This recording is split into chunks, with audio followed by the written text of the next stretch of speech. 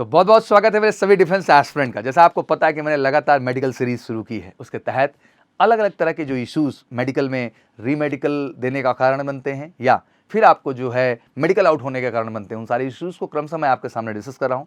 Last video आपने देखा और बहुत सारा प्यार भी दिया। मैंने कंप्लीट डीएनएस इशू को लेकर के डिस्कस किया, उसके प्रिकॉशंस और उसकी क्योर को लेकर बात किया और किस तरह से उसको इम्प्रूव करके आप फाइनली फौज का हिस्सा बन सकते हैं, इस विषय में भी मैंने आपको गाइड किया। आप सबने बहुत प्यार दिया उस वीडियो को। इसी कड़ी में आज अगली डिजीज़ जो सबसे ज़्यादा भयानक कारण बनी हुई है बच्चों के मेडिकल आउट होने का, और बच्चों में बहुत सारा संशय कन्फ्यूज़न भी रहता है। और हमारे समाज में एक बड़ी अच्छी बात है कि सभी डॉक्टर बन जाते हैं, तो जिनको जानकारी नहीं है वो भी आपको अलग अलग जानकारी दे देते हैं, अलग अलग क्योर बता देते हैं, जिसके वजह से आप खामखा जो है डेंजर में आ जाते हैं। तो आज मेरी पूरी कोशिश यही है कि आज वेरिकोज वेन को लेकर के जितने भी आपके इश्यूज़ हैं इसको सॉर्ट आउट कर दूं, आपको कोई कन्फ्यूज़न ना रह जाए। और मैंने बड़े गर्व से कहा है कि देश के अंदर डिफेंस की प्रिपरेशन करने वाले हर बच्चे के लिए major Kalsi health care centre एक वरदान की तरह है, जहां हम एग्जैक्टली फौज में आपकी शुरुआत करने से पहले आपको मेडिकल प्रक्रिया से गुजारते हैं। और ये ज़रूरी है क्योंकि इससे आपका आत्मविश्वास बढ़ता है, आप में क्लैरिटी आती है कि सर मैं मेडिकली फिट हूँ, तो मुझे जर्नी स्ट्रांगली स्टार्ट करना और डन करना। और मेजर कल्सी परिवार ही आपको मौका देता है पूरे देश के अंदर कि आप मेडिकल प्रक्रिया के बाद ही अपनी क्लासेस प्रोसीजर को स्टार्ट करें। वेरिकोज वेन की बात करें तो डिफेंस में मेडिकल में क्या है, इसके नियम और किन 4 चीज़ों से आपको जो है छुटकारा पाना है जिससे कि इन सब चीज़ों पर आप रोकथाम कर पाएँ। वेरिकोज वेन का एक आप एग्जाम्पल यहाँ देख रहे हैं कि इस तरह से कुछ स्वेलिंग टाइप की नसों में पैरों में होना शुरू हो जाती है। तो एक इमेज है, तो काफ़ी डिटेल में बात करेंगे, थोड़ा धैर्य रखिएगा जिससे हर तरह का कन्फ्यूजन जड़ से खत्म कर दें। शुरू करते हैं। तो सबसे पहले symptom of varicose vein. Varicose vein जो होती है enlarged and twisted when that commonly affect the when in the legs, मतलब ये थोड़ी सी बड़ी हो जाती है, जैसे जो नस हैं आपके पैरों में वो सूज जाती हैं, थोड़ी बड़ी हो जाती हैं, इनलार्ज हो जाती है, बड़ी हो जाती हैं। तो इससे आप जब देखते हैं तो ये वेरिकोज वेन के ही लक्षण होते हैं। If you notice any of the following symptom it is important to consult. Obviously अगर आपको ये लक्षण कुछ आ रहे हैं तो यहाँ कंसल्टेशन जरूरी है। तो चलिए आज कंसल्टेशन में मैं आपके सामने खड़ा हूँ और सारे ट्रीटमेंट और सारे सोल्यूशंस बताऊंगा। सबसे पहली कैटेगरी आती है डार्क पर्पल और ब्लू वेन्स, ठीक है ना। अब इसकी बात करें तो varicose veins have a distinguishing appearance with the veins that appear dark in colour and visibly twisted for the bulging. तो आप हमेशा देखते होंगे कि जब वेरिकोज वेन आती है तो जो नस वाला सेक्शन आप देखते हैं उभरा हुआ वो डार्क हो जाता है, कभी डार्क ब्लू टाइप का दिखने लगता है, आपने देखा ही होगा एग्जैक्टली, या डार्क पर्पल टाइप का दिखने लगता है। तो ये लक्षण है जो आपके अंदर आना शुरू हो चुके हैं। एक तरह की बल्गिंग हो जाती है, मतलब वहाँ ब्लड जमा हुआ है तो बल्गिंग हो गई, फूल गई और वो आपको अलग अलग कलर में वहाँ दिखाई देना स्टार्ट कर जाती है। तो पहला लक्षण हो गया, बहुत आसान भाषा में समझा रहे हैं, बाकी कोई क्वेरी होगी तो कमेंट सेक्शन में मेंशन करिएगा। Twisted and bulging appearance, the affected veins may have a twisted or rope-like appearance, causing them to protrude from the surface of the skin। देखो सबसे ट्विस्टेड एंड बल्गिंग अपीयरेंस हो जाता है, मतलब जैसे कि नस भाई मान लो सीधी सीधी चल रही तो बहुत ज़्यादा ट्विस्ट होने लगेगा, ऐसे ऐसे जैसे रोप नहीं होती सांप टाइप से बन जाती है, तो वैसे भी आपके पैर में ऐसे सांप सांप टाइप के या रोप तरीके से टेढ़ा वगैरह ट्विस्टेड वगैरह आपको बहुत सारा दिखाई देगा, तब भी वही लक्षण है। Itching or heavy feeling in the legs, many individuals with the varicose veins experience discomfort in their legs, often described as a throbbing और एचिंग सेंसेशन। जैसे कि जिसका वेरिकोज वेन बढ़ जाता है तो थोड़ा सा पैर हैवी सा फील करने लगता है, अक्सर उसमें एचिंग भी होने लगती है। तो ये एक बड़ी समस्या होती है। अगर ये आपकी फीलिंग आ रही है आपके लेग्स के अंदर की, मतलब पैर उठाने में थोड़ा कष्ट हो रहा है या देख रहे हैं ज़्यादा सूजन टाइप का बन रहा है, एचिंग हो रही है, तो इन दैट केस आप समझो कि आपको वेरिकोज वेन के लक्षण आ चुके हैं। और सारे सोल्यूशन भी बताऊंगा।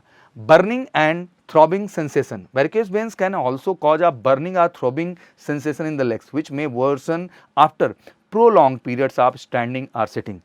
जब भी वेरिकोज वेन होगा तो सबसे ज़्यादा जो समस्या आपको आएगी, ज़्यादा देर तक अगर आप खड़े हैं पैर के बल तब आपको ये बहुत ज़्यादा समस्या करता है, मतलब एक अलग तरह का सेंसेशन आएगा, जैसे बर्निंग जैसा फील होगा, थ्रोबिंग जैसा फील होगा, मतलब जलन सा पैदा हो जाएगा। या बैठे भी हैं आप पैर पे फोर्स दे करके तब भी आपके साथ वही सेम समस्या होगी, मतलब बर्निंग टाइप का या थ्रोबिंग टाइप का आपको फील हो जाएगा। Muscles cramping, some individual with the varicose vein may experience muscles cramp specially at night. इसमें मसल्स क्रैम्प भी खूब होता है, मतलब खिंचाव हो जाएगा नसों में, मसल्स के अंदर हमेशा मतलब खिंचता रहेगा, नस चढ़, जिसको आप लोग अपनी भाषा में बोलते हैं सर नस चढ़ गई है, तो यही है नस चढ़ना, ये वेरिकोज वेन के लक्षण के अंतर्गत ही आता है। और ये भी ज़्यादा मात्रा में हो रहा है तो वेरिकोज वेन के लक्षण आना आप में शुरू हो गए। अक्सर जो बच्चे स्पोर्ट्स वगैरह खेलते हैं वो अक्सर ये बताते हैं कि सर ये इशू हमारे पास आता है, तो ये कहीं ना कहीं माइल्ड आपका वेरिकोज वेन का लक्षण शुरू हो चुका है। Swelling in the lower legs, अगर आपके लोअर लेग्स में स्वेलिंग हो गई है, मतलब varicose vein can lead to the swelling in the lower leg, ankles and feet which is often more noticeable after long period of standing और sitting. जैसे आप ज़्यादा देर तक बैठेंगे या खड़े रहेंगे पैर के बल, तो आप अक्सर नोटिस करेंगे कि जो है वहाँ पे स्वेलिंग आना शुरू हो गई आपके पैर में, या पैर के जो पॉली वाला एरिया नीचे का होता है वहाँ पे, तो वो भी लक्षण उसी का होता है। तो इतने सारे लक्षण है भैया, तो ध्यान से देख लो, इनमें से किसी लक्षण से आप अफेक्ट तो नहीं हो रहे हैं तो उसका क्योर जरूरी है। और क्योर के लिए देश में इकलौता सेंटर है major Kalsi health care centre, जहां हम जांच करते हैं इसकी। कॉज ऑफ वेरिकेज वेन, देखो वेरिकेज वेन सिंपल ये नक्शे में भी आपको दिखा देना, तो ऐसे ही स्थितियां हो जाती हैं। नसें देख रहे हो ना, ब्लू कलर की होती हैं, कभी कभी ये पर्पल कलर की ऐसे होती हैं, फैल जाती हैं पूरी तरह से नसें ओवरऑल। तो ये बेसिक लक्षण है जो दिख रहा है। अब समझते हैं इसको टेक्निकली हम लोग, कॉज ऑफ वेरिकेज वेन होता क्यों है। कॉज तो इसे बहुत सारे हैं, आइए कुछ टेक्निकल पॉइंट लेते हैं। Varicose vein are most commonly cause by the weakened valves within the veins. हमारी कुछ नस के अंदर भी वॉल्व्स होती हैं जो कि कमजोर हो जाती हैं। उन वॉल्व्स का काम क्या होता है? उन वॉल्व्स का मोटा मोटा काम होता है बच्चा, पंप करना ब्लड को, और पंप करके हार्ट से लेकर के पैर तक वो सर्कुलेशन ब्लड का चलाते रहते हैं जो वॉल्व्स होती हैं। बट वो वॉल्व्स कमजोर पड़ जाएं, वीक हो जाएं, तो वो काम नहीं कर पाती हैं प्रॉपर तरीके से। तो इन दैट केस आपका वेरिकेज वेन होना जरूरी, क्योंकि ब्लड कहीं ना कहीं प्लॉट होना शुरू हो जाएगा आपके उन नसों में, पैर में ऊपर तक नहीं जा पा रहा है, तो वही वेरिकेज वेन के रूप में उभार आना आप में शुरू हो जाएगा। Normally these valves help to regulate blood flow and prevent it from the flowing backward. इनका काम ही यही होता है कि ये ब्लड का जो फ्लो है हार्ट तक उसको मेंटेन करते हैं, और इनकी पूरी कोशिश होती है वॉल्व्स की कि ब्लड को जब ये फ्लो करते हैं आगे की तरफ हार्ट तक, तो वो बैक ना मारने पाए, ठीक है ना। लेकिन अगर वॉल्व्स कमज़ोर हो जाती है तो पंप तो करती है वो, लेकिन उस फोर्स के साथ नहीं कर पाती है, तो वहीं ब्लड जमना और स्लॉट होना क्या हो जाते हैं भैया, शुरू हो जाते हैं। However when these valves become weak और डैमेज, अगर ये वॉल्व वीक हो गई, कमज़ोर हो गई या डैमेज हो गई किसी कारण से, तो दे फेल टू क्लोज प्रॉपरली, और ये कहीं ना कहीं फेल हो जाते हैं उस वॉल्विंग प्रक्रिया को, मतलब ब्लड सर्कुलेशन को मेंटेन कर पाने के लिए, resulting in the blood pooling in the veins instead of travelling to the heart, ठीक है ना। रिजल्टिंग क्या हो जाता है कि ब्लड जो है वो पूल होने लगता है। पूल मतलब समझते हो ना, पूल मतलब जहाँ पानी को ढेर सारा, तो यहाँ ब्लड इकट्ठा, ब्लड का पूल होने लगता है। कहाँ ब्लड का पूल होगा? तो भैया नसों में होगा, क्योंकि उसी के माध्यम से तो गुजर रहा है, तो वो दिक्कत आती। और in the veins instead of travelling to the heart, मतलब जो इसको हार्ट तक जाना चाहिए बच्चा, वहाँ तक न जा करके यहीं पे क्या होने लगे, सारे के सारे ब्लड भैया पूल होने लगते हैं, ठीक है। This pooling leads to the enlargement, भाई पुलिंग होगी, कहीं भी भरेंगे ब्लड जो है तो पुलिंग इनराजमेंट तो कर ही देगी नसों की, क्योंकि नस में ही भरे जा रहे हैं ना, उनको जो तेजी के साथ पंप होते रहना चाहिए, बहते रहना चाहिए, अब वो पूल होने लगे हैं, रुकने लगे हैं, तो लाजमी सी बात इनलार्जमेंट का आएंगे, मतलब बड़ा करेंगे। And twisting of the veins which are characteristic of varicose vein, और वही आपकी जो है बड़ी हो जाती हैं नसें, फूल जाती हैं, और ट्विस्टिंग उनमें होना शुरू हो जाती है, मतलब इधर उधर ऐसे ऐसे नसें चलने लगती हैं, क्योंकि सीधी तो रही नहीं, ब्लड भर गया तो उनकी पोजीशन हिल गई, कभी इधर कभी उधर। तो फाइनली यही सारी चीज़ें जो है वो वेरिकेज वेन के कैरेक्टरिस्टिक को दिखाती है, मतलब ये लक्षण हैं जो इस कारण से आते हैं। हम क्योर की बात करेंगे, बट थोड़ा बेसिक भी समझते चलिए होता क्या है। It is important to note that there can be multiple factor contributing to the development of varicose vein. अब ऐसा भी नहीं है कि केवल जो है हम ये कह दें कि जो वॉल्व्स है उसकी फंक्शनिंग कमजोर है, इस वजह से ही केवल वेरिकेज वेन होता, नहीं, उसके और मल्टीपल कारण भी हैं। आइए उन कुछ कारणों को भी समझ लेते हैं। While weakened of valves, मतलब अगर बॉल्स वीक हो गई हो तो है ये प्राइमरी कॉज है। अदर फैक्टर में सच है जेनेटिक्स, जैसे गार्जियन को है, फैमिली में है, तो जेनेटिक्स भी इसके लक्षण होते हैं। हार्मोनल चेंजेस होते हैं आप में, तब भी ये चीज़ें हो जाती हैं। एंड लाइफस्टाइल चॉइसेस में ऑल्सो प्ले अ रोल, और जो आपकी लाइफस्टाइल चॉइस है, जिस तरह से आप जीवन जी रहे हैं, कैसा खान पान है, कैसी चीज़ें हैं, आप ज़्यादा देर खड़े तो नहीं रहते हैं, ज़्यादा देर बैठे तो नहीं रहते हैं पैर के बल, तो ये सब चीज़ें होती हैं जो उसके लिए अफेक्ट करती है। तो ये बेसिक कॉज हमने समझा वेरिकेज वेन को लेकर के। क्लियर हो रहा है आप सबको? चलिए थोड़ा आगे बढ़ते हैं। कॉम्प्लिकेशन ऑफ वेरिकेज वेन, अब इसकी कॉम्प्लिकेशन को भी समझना जरूरी है। Complication of varicose vein if left untreated, अगर इसको छोड़ दिया, ट्रीटमेंट नहीं किया, क्योंकि बहुत लोग इग्नोर करते हैं कि हाँ सर बहुत लोगों का रहता है इग्नोर, उसके क्या कॉम्प्लिकेशंस आएंगे, मतलब उससे क्या समस्या आएंगे, उसको समझते हैं। Varicose veins can lead to the complication including, जैसे क्या होगा, पेनफुल अल्सर हो जाएंगे, अभी मैं इमेज सिखाऊंगा, जिसमें क्या होगा, varicose vein can cause open sore of ulcer to the develop on the skin. These ulcers can be painful and will take long time to heal. अगर ये ज़्यादा दिन रुक गया, इसका ट्रीटमेंट नहीं हुआ, तो अल्सर टाइप का हो जाता है, जो आपके लिए बहुत बड़ी समस्या हो जाएगा, और लंबा समय फिर इसको हील करने में लगेगा, मतलब सही होने में। Blood clots, pooled blood in varicose vein can increase the risk of blood clots, which can be potentially dangerous if they travel to the other part of the body. अब ब्लड क्लॉट्स ज़्यादा हो गए, मान लीजिए valve pump नहीं कर पाया, blood जमते चले गए, क्लॉट्स हो गए, अब किसी भी कारण से ब्लड जो है बॉडी के दूसरे पार्ट में जाने लगा, वही ब्लड जो वहाँ पे रुका हुआ है, तो आपके लिए बहुत खतरनाक हो सकता है, क्योंकि ये हार्ट से रूट चलता है। अगर उसके अलावा कोई रूट बॉडी में ये प्लान कर गया तो बहुत नुकसानदायक है। तो बेटा इसको बिल्कुल इग्नोर मत करिए, इसको सीरियस पार्ट में लेके चलना है, ठीक है।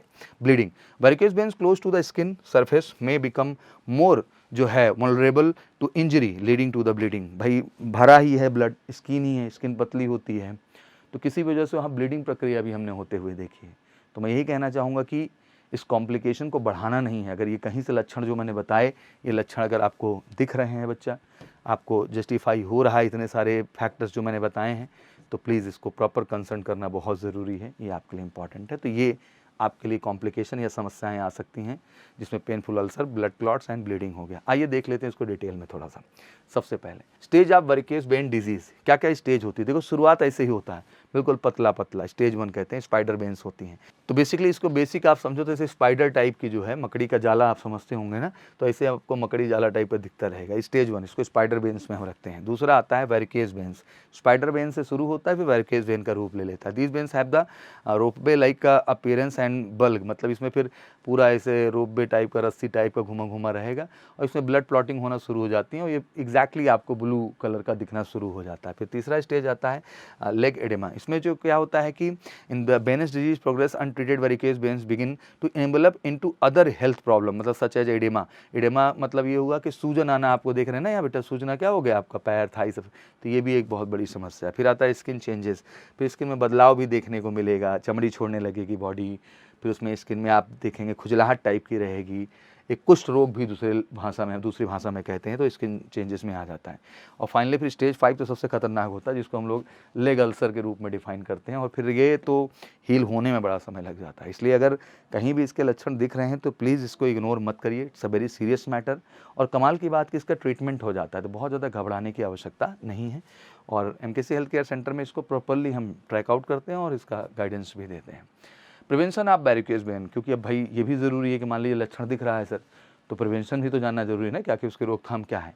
While it may not be possible for the prevent varicose vein entirely, मतलब पूरी तरह से मैं नहीं कह सकता कि हाँ इन प्रिवेंशन से चीज़ें सही हो जाएंगी, दवा का भी इस्तेमाल होगा, लेकिन ठीक है, एक पॉइंट तक तो आपको मदद मिलेगी। There are step you can take to reduce your risk and manage to condition, तो मतलब इसके माध्यम से कुछ तो सपोर्ट आपको जरूर मिलेगा। Improving blood flow, engaging in regular physical activities such a walking and swimming can improve circulation and lower the like hood and developing varicose veins. तो ये बड़ा अच्छी चीज़ है कि अगर आप फिजिकल एक्टिविटी करते हैं, जैसे दौड़ रहे हैं आप, स्विमिंग कर रहे हैं आप, या जंपिंग खेल रहे हैं आप, तो ये चीज़ जो होती है, जो प्लॉटिंग रहती है ब्लड की, उसके सर्कुलेशन को बढ़ाता है, और जो आपकी वो वॉल्व्स हैं उनकी स्ट्रेंथ बढ़ती है और पंपिंग प्रॉपर होना शुरू होती है। तो मुझे लगता है कि अगर अपनी ब्लड फ्लो को इम्प्रूव करना है आपको, तो रेगुलर फिजिकल और स्विमिंग जैसी चीज़ों में जरूर इन्वॉल्व हो।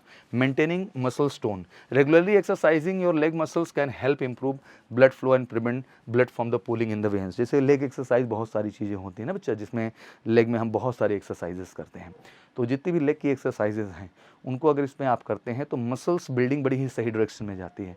तो इस तरीके से जो चीज़ें स्ट्रेंथन नहीं है, क्योंकि कहीं ना कहीं मसल्स कमज़ोर हुई हैं तभी ये चीज़ें दिक्कत में आ रही हैं, तो मसल स्ट्रेंथ जब आप बढ़ाते हैं मसल टोन ट्रेनिंग से, तो मुझे लगता है कि वो चीज़ आपको बहुत मदद करेगी आपके वेरिकोज वेन से आपको सही करने के लिए। Ultimate exercise, avoiding high heels and tight hosiery. बहुत लोग जो है हाई हील्स पहन लेते हैं, मार ऊंचा ऊंचा पहन के चल रहे हैं, चाहे जूता हो चाहे चप्पल हो, या बहुत लोग जो है टाइट पहन लेते हैं, पैंट वगैरह बिल्कुल लेदर का चिपका हुआ, वो चलता है ना जीन्स चिपका हुआ, तो ये ठीक नहीं है आपके लिए। Wearing high heels and tight clothing can restrict blood flow, क्योंकि जितना टाइट चीज़ पहनेंगे भाई वो ब्लड फ्लो ही तो रोकेगा, and increase the pressure on your veins.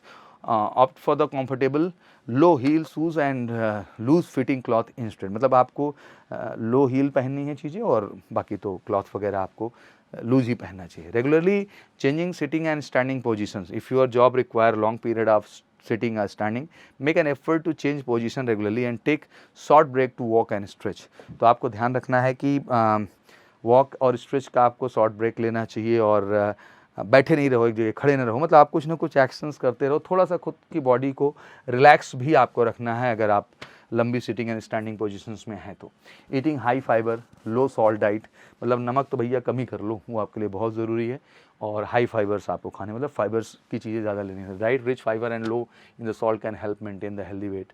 Exercising मैंने बताया है बहुत ज़रूरी है, इसमें साइकिलिंग भी आपको बहुत मदद कर सकती है वॉकिंग के साथ साथ। Raising legs when sitting on the lying down, मतलब elevating your legs above the level of your heart can help improve, जैसे लेटे लेटे अपना पैर अपने हार्ट के सीध में रखा, तो वो भी काफ़ी अच्छा इंप्रूवमेंट देता है। तो घर पे भी बैठे हैं, अगर ऐसी समस्या है तो आप पैर ऊपर करके ये चीज़ कर सकते हैं, ठीक है। Bye adopting these preventive measures you can reduce your risk of developing varicose veins and improve your overall leg health. मतलब इससे कहीं ना कहीं अगर ये चीज़ें करेंगे तो आपको खुद इसके फ़ायदे दिखना शुरू होंगे। बाकी तो ट्रीटमेंट प्रॉपर है ही, हॉस्पिटल आएंगे तो इसकी दवाएं हैं, इलाज है, सिस्टम है, बट अगर इन चीज़ों को भी आप डेली लाइफ में लाएँ तो मुझे लगता है कि दवाएँ और तेज़ी के साथ आपके ऊपर काम करेंगे। तो ये बेसिक स्ट्रक्चर्स था जो मैं आपको समझाना चाह रहा था। ये टिपिकल वेन्स का एक मैंने आपको यहाँ पे स्ट्रक्चर दिखा रखा है कि टिपिकल वेन्स कैसी हैं। वेरिकोज वेन देखो उनकी स्थिति ऐसी हो जाती हैं। टिपिकल वेन मतलब सीधा सीधा एकदम क्लियर कट होती हैं इस तरीके से, ठीक है ना। लेकिन अगर उसमें वेरिकोज वेन का लक्षण आ गया तो ये पूरा का पूरा स्थिति बनना क्या हो जाती है आपकी, ये जो वेन सीधी थी हम उन्हीं में क्या होने लगा, दुनिया भर का टर्नअप, तो ब्लड सर्कुलेशन ऑटोमेटिक स्लो हो जाएगा, ठीक है ना। तो अब जैसे ये सीधी सीधी लाइन चल रही थी, अब यही पाइपिंग कैसे चलने लगी, ऐसे ऐसे ऐसे, तो ये कहीं ना कहीं आपके वॉल्व्स को जो है इनकॉम्पिटेंट बना देती हैं और धीरे धीरे आपका परफॉर्मेंस ख़राब होता चला जाता। तो ये एक एग्जैक्ट सिचुएशन है जो मैंने दर्शाया आपके सामने। एग्जैक्ट मुझे लगता है आपका ये स्ट्रक्चर था, और इसको इस स्ट्रक्चर में तो नहीं बदलने देना है, कुछ भी हो जाए यही वेरिकोज वेन है, और ना होने के लिए सारे प्रिकॉशन, सारे क्राइटेरिया मैंने आपको बता दिए, ठीक है ना। ट्रीटमेंट ऑप्शंस की बात करें तो लाइफस्टाइल मैंने आपको बता दिया, सबसे अहम है। होम रेमेडीज़ में यही है कि बहुत सारा जो है हाइजीन से भी बचिए, और स्वेलिंग वगैरह रिड्यूस करने के लिए खुद को एलिवेट करते रहिए, एक्सरसाइज करते रहिए। सर्जिकल प्रोसीजर की बात करें तो सम केसेस सर्जिकल प्रोसीजर में be necessary to treat the varicose vein. These procedure such as sclerotherapy and endovenous laser treatment and vein stripping involving removing और closing of the affected veins to the redirect blood flow, ये हैं अब surgical procedure है। अब आप आएंगे doctors उसके लिए आपको गाइड करेंगे। अल्टरनेटिव थेरेपीज़ की बात करें, सब इंडिविजुअल में find the relief from the varicose vein through alternative therapy such as herbal remedies, बहुत सारी हैं आयुर्वेदा में, एंड साथ ही साथ एसेंशियल ऑयल्स हैं, डाइट्री है, सप्लीमेंट्स हैं। दीज आर द थेरेपी जो आपको और मदद करेंगे अपने आप को बेहतर करने के लिए। प्रोफेशनल्स जब आप आएंगे तो उसके लिए हम आपको यहाँ गाइड करेंगे। प्रिकॉशन और ट्रीटमेंट दोनों को साथ में लेके चलेंगे तो बहुत बढ़िया आपके लिए रहेगा। क्वेश्चन यही होता है sir, are varicose vein allowed in the Indian army? तो no, varicose veins are generally considered as a medical disqualification for the military services in India. जितने भी हमारे आर्म फोर्सेज के सर्विसेज हैं उनमें इसको पूरी तरह से रिजेक्शन माना जाता है। How can I hide my varicose vein? It's not recommended to hide medical condition when undergoing evaluation of the service like military. तो मैं कभी नहीं सजेस्ट करूँगा कि इसको हाइड कर सकते हैं आप। हम इस पे दवाएं भी कर सकते हैं और इस पे जो है प्रॉपर ढंग से एक्सरसाइजेस एंड प्रिकॉशंस करके सही कर सकते हैं, बहुत डरने की जरूरत नहीं है। What is the medical rejections rate for the SSB? 2 out of 5 candidate get temporary rejection during the SSB interview medicals. ये बड़ा एग्जैक्ट फिगर है जो मैं आपके सामने रख रहा हूँ। तो मुझे लगता है कि मेडिकल प्रोसीजर एक बहुत अहम प्रक्रिया है। अगर एक बार आप इसको करा लेते हैं तो बहुत सारी अपनी खामियां पता चल जाती हैं। जैसे हम कहते हैं ना, एग्जाम से पहले मॉक टेस्ट देते हैं टू नो कि हाँ मेरे को क्या प्रॉब्लम है, कहाँ कमी है, क्या मेरे को सही करना है। तो वैसे मेडिकल टेस्ट जो प्रक्रिया है मेडिकल से हेल्थ केयर सेंटर में प्री मेडिकल, उसका भी उद्देश्य यही है कि हम आपकी खामियां निकाल लेते हैं और उसके अनुसार आपको गाइड करके आपको अप टू द मार्क करते हैं। क्योंकि कुछ भी ऐसा नहीं है जो परमानेंट मेडिकल रिजेक्शन है, हर चीज़ इंप्रूव और बेहतर की जा सकती है। In varicose veins rejection in SSB interview medical, yes it will be marked as a temporary rejection during the SSB interview medical, but later on आप सही करके वहाँ रिप्रेजेंट खुद को कर सकते हैं। Finally this is the major Kalsi health care centre and ये हमारा नंबर है। कोई भी कन्फ्यूजन हो तो 6390103030 पर व्हाट्सअप करिए, कॉल करिए आप, और यहाँ पे जो टीम है आपको गाइड करेगी और किस तरीके से पूरी हॉस्पिटल ये बच्चा डिज़ाइंड है मेडिकल प्रोसीजर के लिए। और मैंने कहा है ना कि लगातार मैं इसको बताऊंगा जिससे देश में मेडिकल को तो लेकर के कोई बच्चा ये नहीं कहेगा कि सर मैं मेडिकल रीज़न से आउट हुआ, और शायद major Kalsi health care centre के आने का सबसे बड़ा कारण यही है। आशा करता हूँ ये कंटेंट आपको अच्छे लग रहे होंगे। चीज़ें बहुत आसान भाषा में कोशिश है समझाने की, बट इसके बावजूद भी कोई क्वारीज़ हैं तो प्लीज़ कमेंट सेक्शन में मेंशन करिए बच्चा। बट एक वादा ज़रूर करिए कि फ़ौज की तैयारी में हैं तो आपको मेडिकल प्रोसीजर एक बार डन कर लेना चाहिए। क्योंकि बेटा एज ए कॉम्पिटिटर मेरे जीवन में भी ये एक मोमेंट था जब ये चीज़ें आई, और शायद आज उसी लिए हमने इस प्रक्रिया को स्टार्ट किया है। क्योंकि होता क्या है कि एक बार करा लेने से कॉन्फिडेंस बढ़ जाता है, नहीं पता तो लास्ट में चल के किसी भी रीज़न से आप री मेडिकल में ही चले गए तो कहीं ना कहीं बहुत दुखदाई हो जाता है। तो वो नहीं होने देना है, हमें बुद्धिमत्ता के साथ मेडिकल प्रक्रिया डन करके अपने आप को आत्मविश्वास के साथ तैयारी में लगाना है। और मेजर कल्सी क्लासेस है तो सब कुछ मुमकिन है, और हम 100% आपके रिटर्न से लेके एसएसबी से लेके मेडिकल तक की फाइनल सफलता की बात करते हैं, और फाइनल सफलता में इस चीज़ का बहुत अहम योगदान है। तो कमेंट सेक्शन में ज़रूर बताइएगा वीडियो कैसा लगा और किस टॉपिक पे आप अगला वीडियो चाहते हैं, उस टॉपिक पे मैं वीडियोस लेके आऊँगा। दुनिया भर के भ्रम में ना उलझें, उन लोगों से सलाह बिल्कुल ना लें जो इसके लिए अपडेटेड नहीं है या इसके लिए कह लीजिए कि जानकार नहीं है। आपको हर चीज़ इस मंच पे ऑनेस्टी और ईमानदारी से मैं ला के दूँगा। Thank you so much, wish you good luck, जय हिंद, जय भारत।